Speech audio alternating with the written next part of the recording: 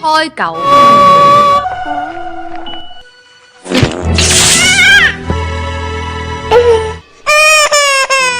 Assalamualaikum. Halo teman-teman, apa kabar kalian semua? Semoga baik-baik saja ya. Kali ini kita akan membahas sebuah film yang berjudul Monster Hunt. Film ini tayang pada tahun 2015 yang menceritakan tentang kehidupan manusia dan monster, di mana seorang ratu monster yang saat itu sedang sekarat terpaksa harus memindahkan bayi di dalam kandungannya ke dalam tubuh seorang pria. Sebelum kita masuk ke alur ceritanya, jika kalian tidak keberatan, silakan like, komen, subscribe, dan nyalakan lonceng notifikasinya agar channel ini dapat terus berkembang. Jika sudah, langsung saja kita masuk ke alur ceritanya. Di awal film, kita diperlihatkan dengan gambaran kehidupan manusia dan monster. Di zaman dahulu, manusia dan monster hidup dengan damai bersama-sama sampai suatu hari manusia memutuskan untuk memonopoli dunia dan menyatakan perang dengan monster. Para monster kemudian dipindahkan dari kehidupan manusia dan dilarang untuk mendekati pemukiman. Saat ini di dunia monster sedang terjadi keributan, di mana seorang raja yang lama telah meninggal dunia dan digantikan oleh raja yang baru. Raja yang baru kemudian mengutus pasukannya untuk membantai habis semua keluarga dan pendukung raja yang lama. Hal itu kemudian membuat ratu dari raja yang lama dan beberapa pengikutnya yang masih selamat terpaksa kabur ke wilayah manusia demi melindungi putra mahkota yang masih di dalam kandungannya. Menurut ramalan, putra mahkota itu diramalkan akan mengubah dunia dari manusia dan monster. Dalam pelarian tersebut, ratu dikejar oleh sebuah monster yang sangat besar. Lalu kita diperlihatkan sebuah desa yang berada di pemukiman manusia yang bernama Desa Yongning. Di desa tersebut ada seorang wali kota yang bernama Tianyin dan sahabatnya yang bernama Hyowo. Meski menjabat sebagai wali kota, namun Tianyin sama sekali tak mendapatkan kehormatan dari para warganya. Hal itu karena wali kota yang sebenarnya adalah ayah Tianyin. Namun suatu hari ayahnya pergi dan tak pernah kembali. Oleh sebab itu, ia pun akhirnya diberikan jabatan ayahnya tersebut. Di sana, Tian tinggal bersama neneknya yang sudah pikun. Neneknya selalu berkata bahwa ayah Tian adalah seorang pahlawan pedang dan pemburu monster terbaik di istana. Namun semenjak kepergiannya, ia tak pernah kembali. Sementara itu, di istana kerajaan, raja sedang membahas putra mahkota di kerajaan monster, di mana ia memerintahkan pasukan pemburu monster untuk menangkap bayi tersebut dan menangkap semua monster yang melewati perbatasan. Di tempat lain, Tian yang sedang minum didatangi oleh sepasang suami istri. Tian pun menawarkan kepada mereka untuk beristirahat di rumahnya. Sementara itu, seorang wanita terlihat mengawasi mereka dari kejauhan. Setelah suami istri itu memasuki rumah, wanita itu juga ikut masuk dan menyerang sepasang suami istri tersebut. Tak diduga, wanita itu adalah seorang pemburu monster dan sepasang suami istri itu adalah monster yang sedang menyamar. Kedua monster itu pun menunjukkan wujud asli mereka, di mana keduanya adalah pengawal dari Ratu Monster. 喺呢個受骨線裏面。 Saat kedua pengawal itu sedang bertarung melawan wanita pemburu monster, keduanya ternyata kalah dan ditangkap oleh pemburu monster yang lebih kuat. Sementara itu, Ratu pun memutuskan untuk kabur dari tempat tersebut. Setelah kepergian Ratu, kini tersisa wanita pemburu yang bernama Hyolan dan Tianyi di rumah tersebut. Hyolan lalu merayu Tian agar ia bisa beristirahat di rumahnya untuk semalam. Namun demi menjaga dirinya, ia tak lupa untuk mengikat seluruh tubuh Tian serta membungkam mulutnya dengan menggunakan sihir. Maka dengan begitu ia tak akan bisa macam-macam kepadanya. Sementara di tempat lainnya, kedua pengawal ratu masih bersama pemburu monster yang sebelumnya yang bernama Logang. Kedua pengawal ratu itu ternyata cukup cerdik untuk mengelabui Logang, di mana mereka sengaja bernyanyi bersama dan membuat lubang di tanah. Dengan hal itulah mereka akhirnya bisa kabur dari Logang. Di waktu yang sama, Tian yang sedang tertidur ternyata diculik oleh sang ratu. Sang ratu yang sedang sekarat meminta bantuan kepada Tian untuk menyelamatkan anaknya. Ratu kemudian mengeluarkan janin dari perutnya dan memasukkan janin tersebut ke dalam tubuh Tian. Setelah memindahkan janin tersebut, monster yang mengincar ratu kembali datang.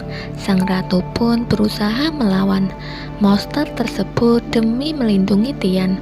Tak lama kemudian, Hyolan pun datang dan membantu ratu melawan monster tersebut. Sayangnya, tak lama setelah itu, ratu meninggal dunia. Hey! Hyolan yang merasa tak mampu melawan monster tersebut akhirnya membawa Tian untuk kabur melalui terowongan kecil yang tak bisa dijangkau oleh monster besar tersebut. Sesampainya di rumah Tian, Hyolan dan Tian pun berdiskusi tentang janin yang sekarang berada di tubuh Tian. Hyolan pun menyarankan kepadanya untuk mengandung bayi itu sampai ia melahirkan. Saat sedang berjalan, Hyolan tak sengaja menginjak jebakan yang dibuat oleh nenek Tian di rumah tersebut. Karena hal itu, Tian terpaksa keluar untuk meminta bantuan kepada Kyowu. Malam itu, Tian akhirnya mengetahui fakta bahwa sahabatnya selama ini adalah sosok monster yang menyamar sebagai manusia.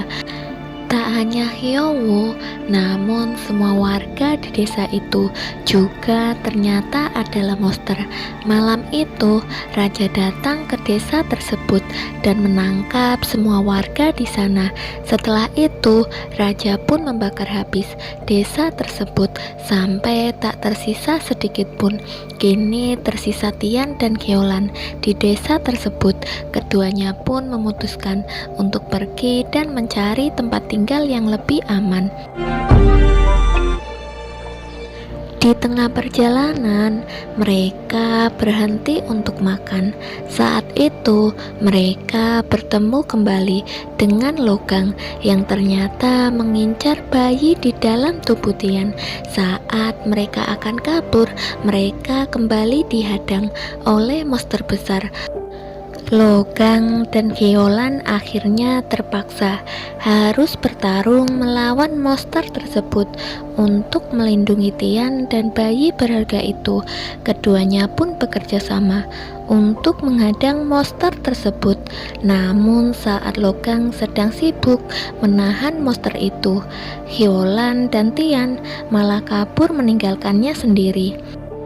Namun pada akhirnya Logang pun berhasil mengalahkan monster itu. Sementara itu Hyolan dan Tian pun memutuskan untuk beristirahat di sebuah hotel. Di hotel tersebut ternyata ada pengawal ratu yang sedang menyamar. Singkat cerita, kedua pengawal ratu itu telah mengetahui tentang Tian dan berniat untuk menculiknya demi melindungi bayi di dalam tubuhnya. Namun sayangnya aksi mereka itu malah dihentikan oleh Hyolan.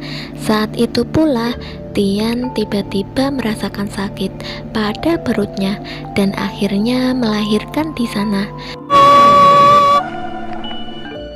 Bayi monster itu kemudian dibawa oleh Tian dan Hyolan ke tempat yang lebih aman. Mereka memilih untuk tinggal di sebuah tempat. Di sana mereka memperlakukan bayi tersebut seperti anak mereka sendiri. Bahkan mereka mengajarkan kepada bayi tersebut untuk tidak memakan daging seperti monster pada umumnya. Tian memberikan buah-buahan untuk makanan bayi tersebut. Kemudian biji-biji buah itu dijadikan senjata oleh bayi itu. Terlihat bahwa kehidupan mereka dipenuhi oleh canda dan tawa. Beberapa hari kemudian, Tian dan Hyolan pun pergi ke kota untuk menjual bayi tersebut. Tian sebenarnya merasa sangat berat harus menjual bayi itu.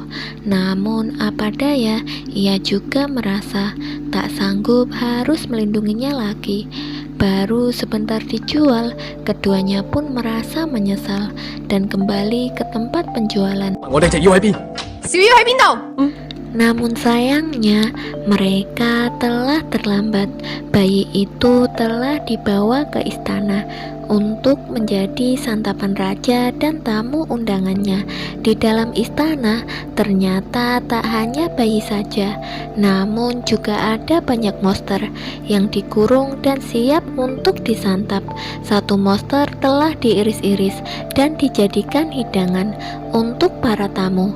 Kemudian tibalah giliran bayi itu untuk dimasak, di mana ia akan digoreng terlebih dahulu. Tak diduga bayi tersebut malah tak merasakan panas sama sekali dan malah berenang di dalam minyak panas itu. Minyak panas itu kemudian dicipratkan pada orang-orang di sekitarnya.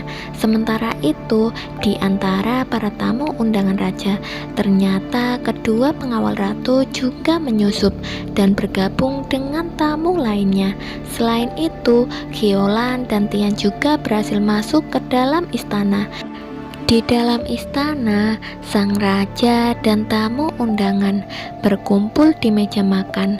Lalu sang raja mengumumkan bahwa akan ada menu spesial untuk mereka. Menu spesial itu tak lain dan tak bukan adalah daging bayi Raja Monster. Sementara di dalam dapur istana, kepala koki terus melakukan segala cara untuk bisa memasak bayi tersebut. Kepala koki pun memutuskan untuk mengukus tubuh bayi tersebut. Namun bayi itu tak kunjung mati dan tetap hidup. Sementara Tian dan Hyolan yang berhasil masuk ke dalam dapur istana, ia bertemu dengan beberapa warga desa dan bahkan Hyowu yang terkurung di sana. Tak lama kemudian, keduanya pun disergap oleh seorang penjaga istana. Hyolan pun menyuruh Tian untuk pergi dari tempat itu, namun Tian menolak hal itu dan tetap berada di sana untuk membantu Hyolan melawan penjaga tersebut. Dengan kerjasama yang baik, mereka pun berhasil melawan penjaga itu. Kemudian Tian mengambil kunci di saku penjaga itu dan membebaskan warga desa yang telah dikurung di sana. Di waktu yang sama, kepala koki yang sudah putus asa akhirnya memutuskan untuk menyajikan bayi itu hidup-hidup. Sementara Tian dan Keolan yang sedang mencari bayi malah bertemu dengan neneknya yang sedang bersembunyi di sana. Tak butuh waktu lama, mereka pun segera pergi ke tempat pertemuan. Di sana, Tian dan Keolan langsung menarik meja bayi dari hadapan para tamu. Keolan pun berusaha melawan, namun sayangnya ajudan istana membuat dirinya dan nenek Tian akhirnya terperangkap. Dengan hal itu, sang raja pun mengancam Tian, jika ia tak menyerahkan bayi tersebut, maka ia akan membunuh nenek dan Keolan. Tian pun akhirnya terpaksa keluar dari persembunyiannya. Namun ternyata setelah itu ia malah menggunakan bayi itu untuk menyerang semuanya dengan peluru biji buah. Sang raja pun terkena serangan tersebut. Tak diduga sang raja selama ini ternyata adalah seorang monster yang menyamar. Ia menggunakan berlipat-lipat kulit manusia agar tak diketahui oleh siapapun. Monster itu kemudian mengamuk dan melempar Tian dengan pedang yang akhirnya menancap di dadanya. Bayi yang melihat hal itu berusaha untuk mencabut pedang tersebut. Saat itu tangannya pun terkena akibat pedang itu. Namun hal itu ternyata malah membuat Tian akhirnya sadar dan selamat dari kematian. Pedang itu kemudian berubah menjadi pedang yang sangat tajam. Lalu Tian menggunakan pedang tersebut untuk melawan monster itu. Tak disangka dengan jurus andalan keluarganya, pedang itu pun berubah dan akhirnya membawa kemenangan untuknya, sekaligus mengalahkan monster tersebut. Karena hal itu, Tian pun ditunjuk sebagai pemburu monster, sama seperti ayahnya. Di akhir film, kita diperlihatkan dengan perpisahan bayi dengan Tian dan Keolan. Bagaimanapun juga, kehidupan mereka harus dipisahkan untuk kebaikan semuanya. Tian pun menitipkan bayi itu pada warga desanya dan juga pengawal ratu. Sebelum berpisah, Tian ingin memberikan nama untuk bayi itu dengan nama Wubah. Mereka pun akhirnya berpisah dan film pun akhirnya selesai. Terima kasih buat kalian yang sudah menonton. Tonton juga video berikutnya ya. Bye-bye.